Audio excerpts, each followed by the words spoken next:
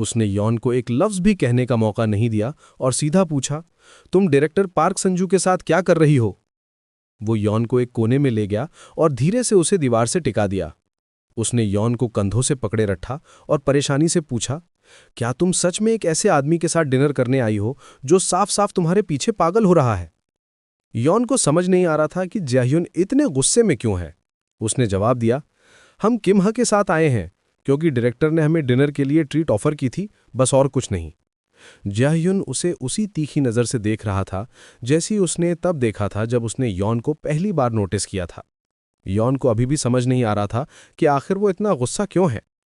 ये यानी जयह्यून director park Sanju के साथ होने पर मुझसे जेलस होने की हिम्मत भी कैसे कर रहा है, जबकि वो खुद अपने दोस्तों के बीच घिरा हुआ पूरा टाइम एंजॉय कर रहा था। यॉन को उस लड़की की याद आ गई जो पूरी शाम साफ साफ उसका यानी जयह्यून का ध्यान खींचने की कोशिश कर रही थी। तो यॉन ने गुस्से से पूछा, और तुम्हारा क्या? क्या तुम पूरी शाम अपने दोस्तों के साथ वो बेकार सा किसिंग गेम खेलकर बहुत मजे कर रहे थे? मैं ये एक्सपेक्ट नहीं कर रही थी कि तुम अभी भी ऐसे बचकाने गेम्स खेलते होगे। मैं तुम्हें एक बच्चे के अलावा और क्या समझूं जब तुम अपना टाइम ऐसे बर्बाद करते हो? ये सुनते ही जयह्यून के चेहरे पर एक स्मग ग्रिन फैल गई, क्योंकि वो समझ गया था कि यॉन बस जेलस हो रही है। लेकिन उसने बस इतना कहा, मुझे नहीं पता था कि तुम पूरी शाम मुझे ही देख रही थी। फिर उसने यॉन को अपनी बाहों के घेरे में फंसा लिया, एक संतुष्ट मुस्कान के साथ उसके और करीब झुका और उसे शांत करते हुए कहा, मैं सिर्फ तुम्हें किस करना चाहता हूं। जब यॉन ने ताना मारते हुए पूछा, उसके लिए तुम्हें सही मूड में होने की जरूरत नहीं है, तो जयह्यून ने उसे हक कर लिया और जवाब दिया, तुम्हारी निगाहों से निगाहें मिलना ही मेरे लिए काफी है तुम्हें किस करने की चाहत के लिए। उसकी आवाज धीमी हो गई और उसने पूछा, क्या तुम चाहती हो मैं ये बात यहीं अभी साबित करूं? लेकिन यॉन शर्मा गई और कहा, हमें पब्लिक प्लेस में इनअप्रोप्रिएट बिहेवियर, गलत हरकत के लिए पकड़ लिया जाएगा। अचानक जयह्यून सीधा खड़ा हो गया। उसने यॉन के हाथ को देखा और पूछा, क्या ये घाव अभी तक ठीक नहीं हुआ है? यॉन ने अपने हाथ को देखा जहां उसकी लगाई हुई पट्टी थी। उसने जवाब दिया, सॉरी, मैं इसे हटाने वाली थी। मैं असल में फार्मेसी जा रही थी एक नया पैच लेने। जयह्यून उसकी एओन की ईमानदारी से हैरान था। वो मुस्कुराया और कहा, तुम सच में मुझे पागल करने में माहिर हो। जयह्यून ने एक चार्मिंग मुस्कान दी और अपना हाथ यॉन की तरफ बढ़ाते हुए कहा, तुमने सुना ही होगा जो डायरेक्टर पार्क ने कहा कि अगर मेरी सही केयर नहीं हुई तो मैं रास्ते से भटक जाऊंगा। तो मैं चाहता हूं तुम मेरी केयर करो। एओन को समझ नहीं आया कि उसने यानी जयह्यून ने ये सब बेकार की बातें कैसे सुन ली जो वो आदमी सुनजू बोल रहा था। लेकिन एओन ने शांत रहते हुए पूछा, क्या तुम्हें सच में उस बात पर यकीन है जो वो कह रहा था? उसने जयह्यून का हाथ अपने हाथ में ले लिया। जयह्यून ने स्मर्क करते हुए जवाब दिया, नहीं, मुझे यकीन नहीं है। एओन ने भी ठंडी सांस भरते हुए कहा, मुझे भी यकीन नहीं है। उन्होंने यानी एओन और जयह्यून ने एक दूसरे का हाथ कसकर पकड़ लिया। तभी एओन ने यानी उसे छेड़ते हुए कहा, अभी अभी तो तुमने कहा कि तुम मुझे किस करना चाहते हो। जयह्यून ने फिर से स्मार्क किया और कहा, और तुम जानती हो कि मैं सिर्फ उतने पर नहीं रुकूंगा। एओन ने ठंडी सांस भरी और उसके प्लान को अग्री किया। तब जयह्यून ने सुझाव दिया कि वो लोग डिनर के बाद उसके स्टूडियो चल सकते हैं, शावर ले सकते हैं और फिर कहानी कंटिन्यू कर सकते हैं। एओन को उसका ये सजेशन पसंद आया। सीन कट होके वापस रेस्टोरेंट में पार्क संजू और किम हा के टेबल पर। तभी पार्क संजू वापस आया और कमेंट किया, अरे वो लड़का जयहन तो बेसमेंट वाला टेनेंट है ना? लगता है हमेशा यूएन के पीछे पीछे रहता है और ऐसा लगता है कि वो अभी भी उसके पीछे ही गया है। किम हा ने उसे थोड़ी वाइन डालकर दी और जवाब दिया, वो बस एक टेनेंट है, उससे ज्यादा कुछ नहीं। उसने किम हा ने कहा, कभी कभी पड़ोसी रिश्तेदारों से ज्यादा करीब होते हैं। लेकिन संजू ने स्मर्क किया और कहा, मुझे बेवकूफ मत समझो, मैं इस पर यकीन नहीं करता। किम हा ने ऐसे एक्ट करना जारी रखा जैसे उसे कुछ समझ ही नहीं आ रहा हो।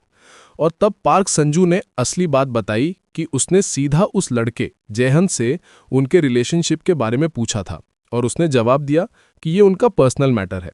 संजू इस बात से चिढ़ गया था कि कोई छोटा सा लड़का जयहन एक रखवाले कुत्ते की तरह बिहेव कर रहा है। किम हा ने बस इतना कहा, वो अभी भी यंग है और वैसे भी एओन ने तुम्हें रिजेक्ट कर दिया है, तो तुम्हें इतना ऑब्सेस्ड यानी पागल नहीं होना चाहिए और उसका नाश स्वीकार कर लेना चाहिए। तब संजू ने अचानक पूछा, क्या तुम अभी तक लियो यून से मिले हो?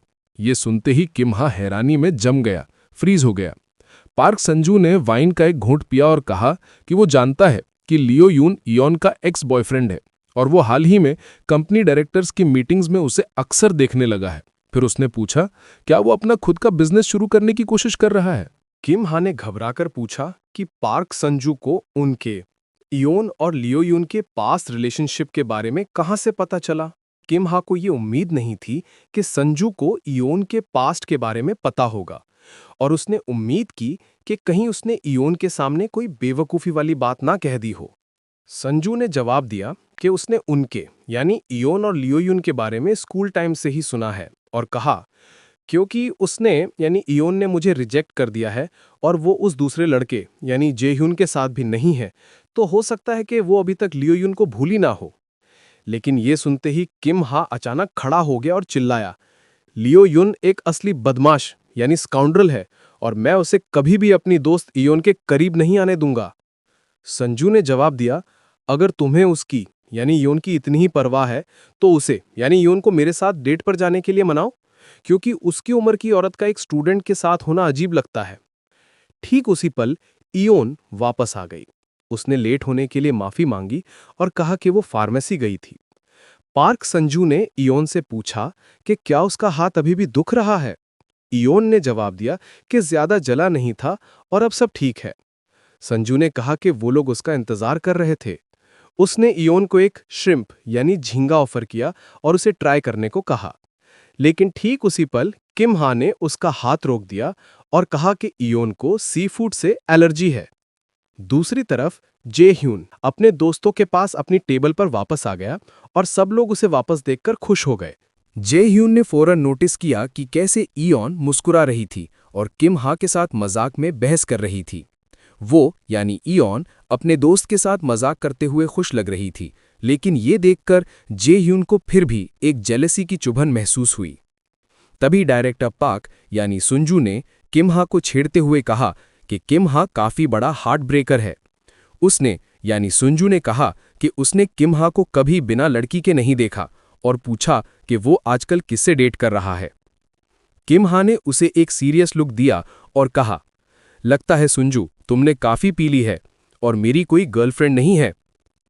किम हा ने मन में सोचा, एक टाइम पर वो सिर्फ इयोन को ही अपनी पोटेंशियल गर्लफ्रेंड के रूप में देखता था, लेकिन इयोन उस वक्त लियो यून को भुलाने में कुछ ज्यादा ही फिक्सेटेड यानी अटकी हुई थी। इसलिए उसने यानी किम हा ने फैसला किया कि वो इयोन को किसी ऐसे के साथ देखना चाहेगा जो उसे हमेशा मुस्कुराते हुए रखे और पास्ट के बारे में न सोचने दे। लेकिन किस्मत का खेल देखो, वो इंसान जेह्यून निकला। थोड़ी देर बाद स्टूडेंट्स ने डायरेक्टर पार्क यानी सुंजू को इतने अच्छे डिनर के लिए खुशी खुशी थैंक यू कहा और विदा ली। जेह्यून के दोस्तों ने उससे पूछा कि क्या वो जेह्यून के साथ आगे हैंगआउट करने चलेगा, लेकिन उसने मना कर दिया और कहा कि वो थक गया है और अब सीधा घर जाएगा। इयोन अपनी नजरें उस पर जेह्यून पर से नहीं हटा पा रही थी और बहुत ध्यान से सुन रही थी कि बाकी लोग क्या बातें कर रहे हैं। तभी किम हा ने उसके यानी इयोन के गाल पर चुटकी काटी और कहा, तुम जिस तरह से उस लड़के को घूर रही हो उसमें छेद कर दोगी क्या? किम हा ने पूछा, क्या तुम सच में हमारे टेनेंट यानी जेईएन को डेट कर रही हो? इयोन ने वाइन का एक घूंट पिया और कहा, ऐसा बिल्कुल भी नहीं है। उसके दोस्त यानी किम हा ने उसे देखा और पूछा, तो फिर तुम्हारे साथ ये हो क्या रहा है? अचानक से तुमने लाइफ को पूरी तरह जीने यानी live life to the fullest का फैसला कर लिया है क्या? इयोन ने इस बारे में सोचा और फैसला किया कि वो बस थोड़ी देर के लिए कोई और बनकर जीना चाहती है। वो यानी इयोन और जेयन रिलेशनशिप में नहीं थे, लेकिन एक कपल की तरह बिहेव कर रहे थे, और जब वो इस सब से थक जाएंगे तो बिना किसी फालतू के ड्रामा के अलग हो जाएंगे। इसलिए उसने यानी इयोन ने अपने दोस्त किम हा से कहा कि वो बस ऐसा प्रिटेंड करे कि उसने कुछ नोटिस ही नहीं किया है। वो इस बारे में और बात नहीं करना चाहती थी। उसने किम हा को उसकी चिंता के लिए थैंक यू कहा और कहा कि वो बच्ची नहीं है, वो अपने एक्शंस के लिए खुद जिम्मेदार है। मुस्कुराते हुए उसने यानी इयोन ने उसे गुड बाय कहा और गुड इवनिंग विश किया। इयोन जैसे ही बाहर आई, उसका दिमाग सवालों से भर गया। संताय का रिप्लेसमेंट कैसे ढूंढूं और कल से शुरू हो रही छुट्टियों में क्या करना है? वो सोच रही थी कि वो काफी टाइम से अपने पेरेंट्स से भी मिलने नहीं गई है। तभी उसे एक जानी पहचानी आवाज सुनाई दी जो उसका नाम पुकार रही थी। मुस्कुराता हुआ जेहन उसके पास आया और कहा कि वो अभी स्टोर से वापस आ रहा है। उसके खुले और साफ चेहरे ने इयॉन के सारे ख्यालों पर फौरन कब्जा कर लिया। उसने कहा, तुम इतनी गहरी सोच में डूबी हुई थी कि तुमने मुझे इतनी देर तक नोटिस ही नहीं किया। वो उसके बराबर आ गया और पूछा, तुम इतनी सीरियसली क्या सोच रही थी? इयॉन ने जवाब दिया, कुछ खास नहीं। जेहन ने मुस्कुराते हुए कहा, तुम्हारे ख्यालों में मैं होना चाहिए। दोनों कैफे की तरफ चलते हैं। जैसे ही वो लोग कैफे के पास पहुंचे, इयॉन अचानक वहीं जम गई, यानी फ्रीज हो गई। उसे एक जानी पहचानी महक आई जिसे वो बर्दाश्त नहीं कर सकती थी। उसने उस सिगरेट के स्मेल को पहचान लिया जो लियो युन हमेशा पीता था। उसने अपना नाक ढक लिया। वो कंफ्यूज थी कि वो यहाँ कैसे हो सकता है। ठीक उसी पल जेह्यून ने दीवार के पास कुछ सिगरेट के टुकड़े देखे और वो फौरन समझ गया कि इयॉन किस चीज से इतना बेचैन हुई है। उसकी निगाहें एकदम ठंडी यानी कोल्ड पड़ गईं। वो जानता था कि यहाँ कौन आया था। इयॉन ने अपनी उल्टी यानी नौजिया को दबाने की पूरी कोशिश की और खुद को कोसने लगी कि वो अभी भी उस बास्टर्ड यानी लियो युन के बारे में सोच रही है। उसने अपना ध्यान भटकाने का फैसला किया और झूठ बोलते हुए कहा, रेस्टोरेंट के बाद मेरे कपड़ों से सिगरेट की महक आ रही है। लेकिन जेह्यून उसके करीब झुका, उसकी यानी इयॉन की महक को महसूस किया और कहा, तुम बहुत अच्छा स्मेल कर रही हो। ये सुनकर इयॉन शर्मा गई और कहा, तुम बहुत अजीब बिहेव कर रहे हो। फिर उसने यानी जेह्यून ने धीरे से उसके गाल को सहलाया और पूछा, तुम ऐसा क्यों सोचती हो? मुझे तो ये महक सच में पसंद है। वो उसके और भी करीब आ गया और उसके बालों की खुशबू को महसूस किया। उसकी सांसें इयॉन की स्किन को अच्छे से टिकल यानी गुदगुदा कर रही थीं। अचानक इयॉन ने पूछ लिया कि क्या तुम अंदर आकर शावर लेना चाहोगे? जेह्यून हैरानी में वहीं जम गया यानी फ्रीज हो गया। एक पल बाद उसके चेहरे पर एक खुशभरी मुस्कान आ गई और उसने पूछा, क्या तुम सीरियसली मुझे अंदर बुला रही हो? अपार्टमेंट के अंदर आने के बाद जेह्यून मजाक करता रहा कि वो उसके साथ शावर लेना पसंद करेगा, लेकिन इयॉन ने कहा कि वो खुद बाद में कर लेगी। इयॉन ने कहा कि उसे ताई के मैसेज का रिप्लाई करना है, लेकिन जेह्यून ने मुस्कुराते हुए कहा कि वो उसे यानी इयॉन को ज्यादा टाइम नहीं दे सकता। जैसे ही जेह्यून शावर लेने गया, इयॉन ने सोचा कि ऐसा लगता है कि वो बहुत सारी लड़कियों के साथ रह चुका है। भले ही वो कहता है कि वो किसी को सी नहीं कर रहा है, लेकिन वो एक नेचुरल सिड्यूसर लगता है। अचानक इयॉन का फोन बजा। उसने सोचा कि इस वक्त उसे कौन कॉल कर सकता है। इयॉन ने फोन उठाया और नंबर देखते ही वहीं जम गई, फ्रीज हो गई। लियो युन। उसके हाथ कांपने लगे। उसे समझ नहीं आया कि क्या करे। वो मुझसे क्या चाहता है? उसने सोचा कि क्या उसे फोन उठाना चाहिए या उसे इग्नोर करती रहे। फिर उसे उस लड़के यानी जेह्यून का ख्याल आया जो उसके बाथरूम में शावर ले रहा था। इयॉन ने फैसला किया कि यह सही वक्त नहीं है अपने एक्स से बात करने का। उसने कॉल डिक्लाइन कर दी और फोन को ड्रॉर में डाल दिया ताकि वो उसे डिस्ट्रैक्ट न करे। ड्रॉर में उसकी नज़र एक वेलवेट बॉक्स पर पड़ी। ये वही चीज़ थी जो वो यानी लियो युन की अभी तक फेंक नहीं पाई थी। उसे समझ नहीं आ रहा था कि लियो युन 3 साल की चुप्पी के बाद अचानक क्यों सामने आ गया है। उसने यानी इयॉन ने ड्रॉर बंद कर दिया। वो अभी इस बारे में सोचकर अपना मूड खराब नहीं करना चाहती थी। ठीक तभी जेह्यून शावर से बाहर आया और पूछा, तुम क्या कर रही हो? इयॉन खड़ी हो गई और कहा, मैं भी शावर लेने जा रही थी। लेकिन जेह्यून ने आगे बढ़कर उसकी कमर को अपनी बाहों में भर लिया और कहा, मैं तुम्हें कपड़े उतारने में हेल्प करूंगा। इयॉन उसकी तरफ पलटी और शर्माते हुए पूछा, क्या तुम एक बार के लिए कुछ और नहीं सोच सकते? जेह्यून ने एक चार्मिंग स्माइल दी और कहा, मैं बस इसी तरह का लड़का हूं। इयॉन ने शर्माते हुए उसकी तरफ देखा और पूछा, क्या तुम आज रात मेरे साथ रुकोगे? जेह्यून मुस्कुराया और कहा, तो इतना सब कुछ होने के बाद अब तुम मुझसे कह रही हो कि मैं बस शांति से यहां बैठकर तुम्हारा इंतजार करूं? इयॉन के गाल और भी ज्यादा लाल हो गए और उसने पूछा, तो तुम्हें क्या लगता है, तुम ये टास्क हैंडल कर पाओगे? वो यानी जेह्यून उसके यानी इयॉन के करीब झुका और अपने हाथ उसके गीले बालों में फेरते हुए कहा, अगर मैं ना भी कहूं तो भी तुम मुझसे यही करने को कहोगी? इयॉन ने जवाब दिया, हाँ बिल्कुल कहूंगी। तब उसने यानी जेह्यून ने यॉन की गर्दन पर किस किया और पूछा, अगर मैंने तुम्हारी बात मानी और अच्छे से बिहेव किया तो क्या मुझे कोई रिवॉर्ड यानी इनाम मिलेगा? उससे यॉन से अलग होकर उसने उसकी आंखों में देखा। यॉन भी उसे चाहत और डिजायर से देख रही थी। जेह्यून ने कहा कि वो उसकी रिक्वेस्ट खुशी खुशी मान लेगा। फिर अचानक यॉन ने आगे बढ़कर उसे यानी जेह्यून को जेंटली किस किया।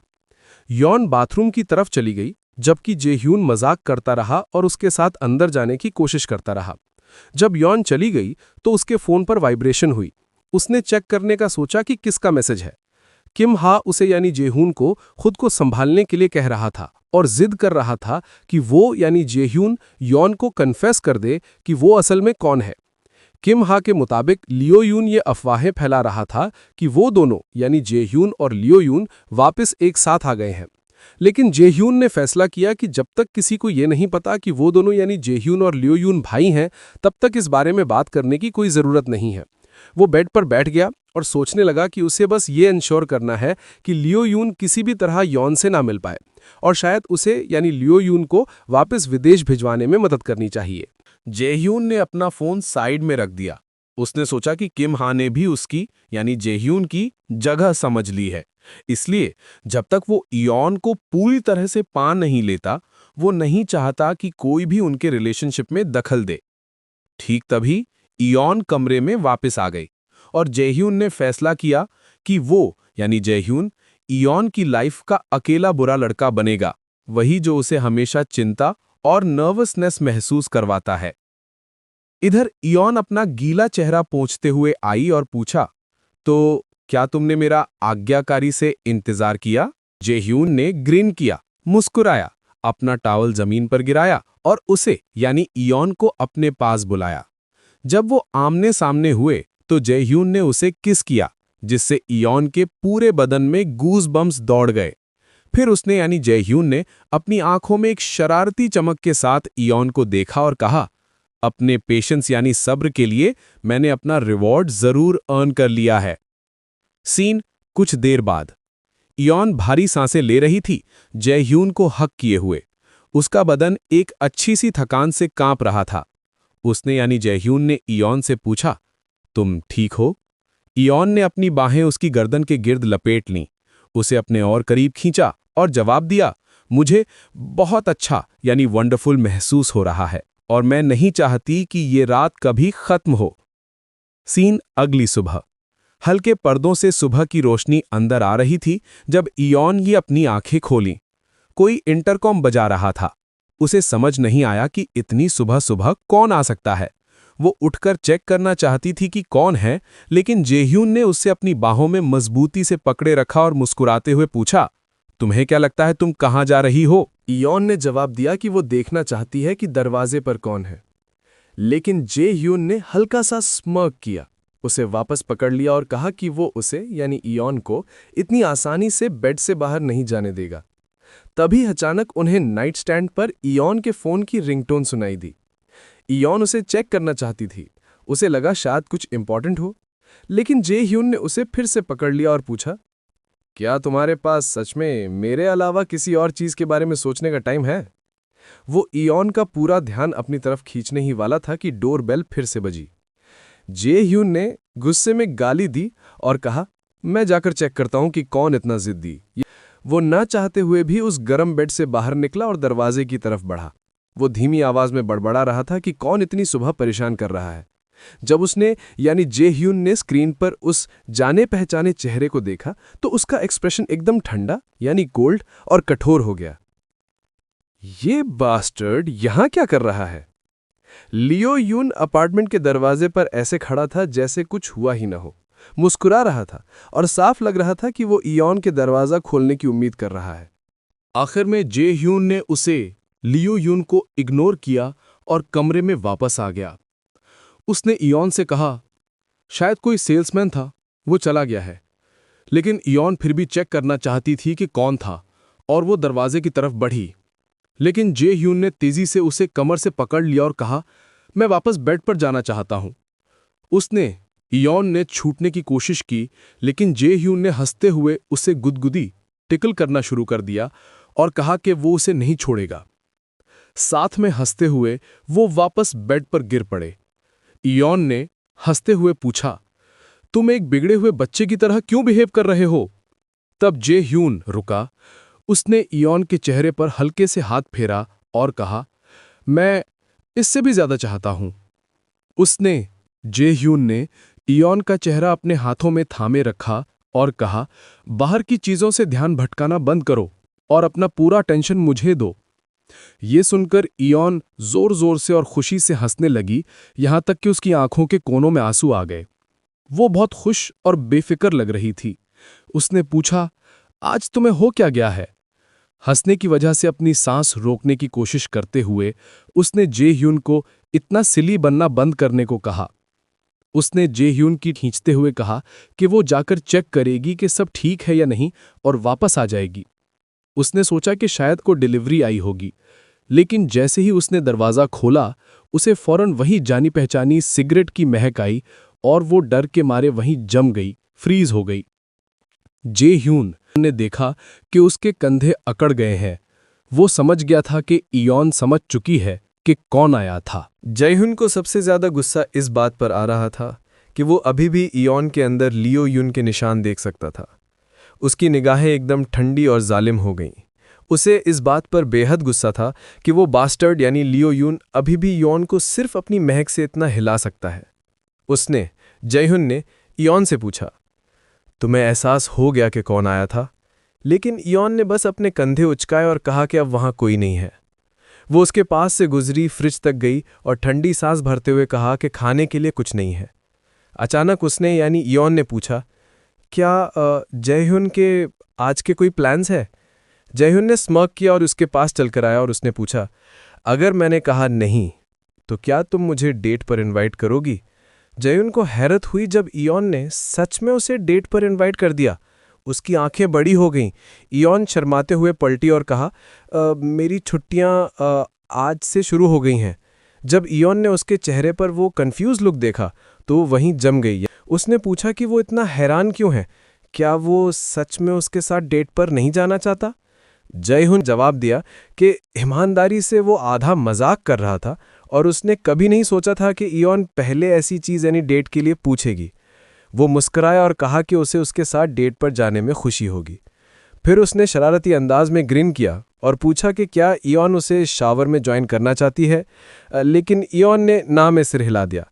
इसलिए उसने कहा कि वो घर जाएगा, कपड़े बदलेगा और फिर उसे पिक करने आएगा। सीन: जयहुन के जाने के बाद इयॉन अपार्टमेंट में। इयॉन काउच पर बैठ गई और उनकी अभी हुई बातचीत को मन में दोहराने लगी। जब उसने डेट के लिए कहा तो जे ह्यून एम्बैरेस्ड लगा था, लेकिन साफ था कि वो उसके खिलाफ नहीं था। इयॉन ने अपनी मिस्ड कॉल्स को देखा और सोचा कि वो आज अकेला नहीं रहना चाहती, और अगर वो उसे डेट पर इनवाइट नहीं भी करती तो भी शायद वो लोग आज का दिन साथ ही बिताते। इयॉन ने उम्मीद की कि लियो युन की यादें भी आखिरकार धुंधली पड़ जाएंगी, बिल्कुल वैसे ही जैसे वक्त के साथ बाकी पुरानी कीमती यादें सिर्फ यादें बनकर रह गई थीं।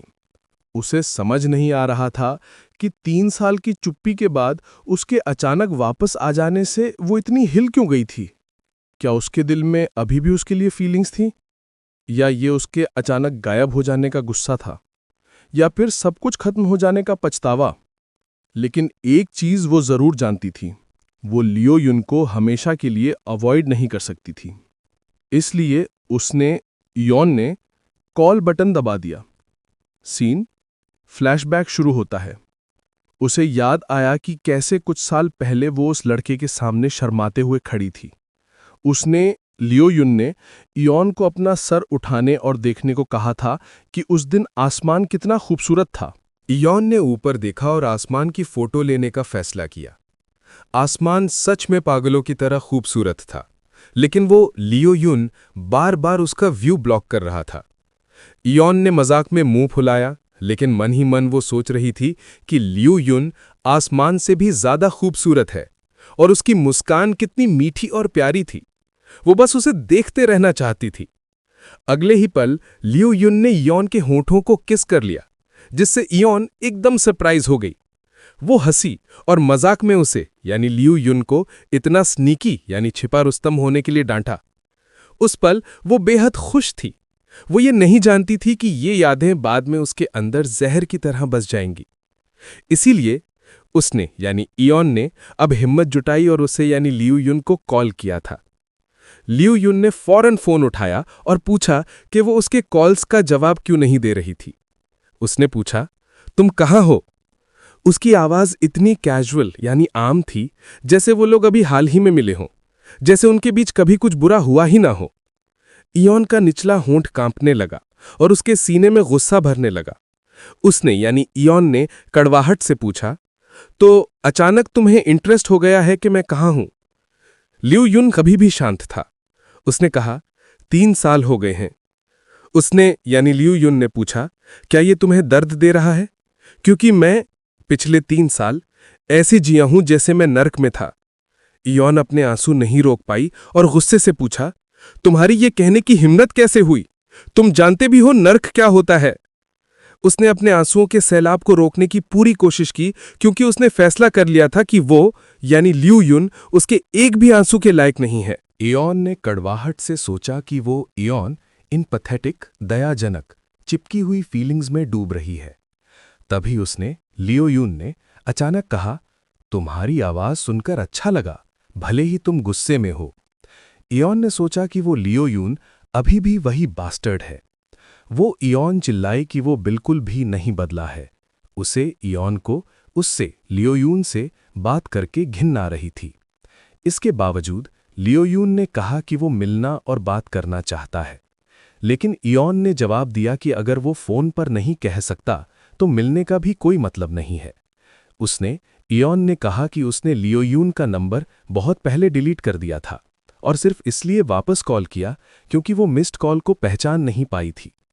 उसने उसे दोबारा कॉल न करने के लिए कहा, लेकिन लियू युन ने ऐसे एक्ट किया जैसे उसने इयोन की बात सुनी ही ना हो और शांति से कहा, मैंने तुम्हें बहुत मिस किया। ये सुनते ही इयोन को गुस्से की एक ऐसी लहर महसूस हुई जो उसने पहले कभी महसूस नहीं की थी। उस आदमी लियू युन ने कहा, मैं खुद को सही साबित करने की कोशिश नहीं कर रहा हूं, मैं बस ये कहना चाहता था कि मैंने तुम्हें मिस किया। लेकिन इयोन ने स्टॉप यानी रुको चिल्लाते हुए फोन को जमीन पर दे मारा। इयोन ने अपनी मुट्ठियां कसकर भींच लीं और फोन को घूरती रही जो अब पास में गिरे ग्लास के पानी से भीग रहा था। वो गुस्से में थी, सोच रही थी वो कितना बड़ा बास्टर्ड है। 3 साल पहले जब लियू युन अचानक उसे छोड़कर चला गया था तो वो जानती थी कि वो उससे थक चुका था, लेकिन एक बेवकूफ की तरह वो यानी इयोन ये मानती रही कि वो यानी लियू युन बिना एक लफ्ज कहे ब्रेकअप नहीं कर सकता।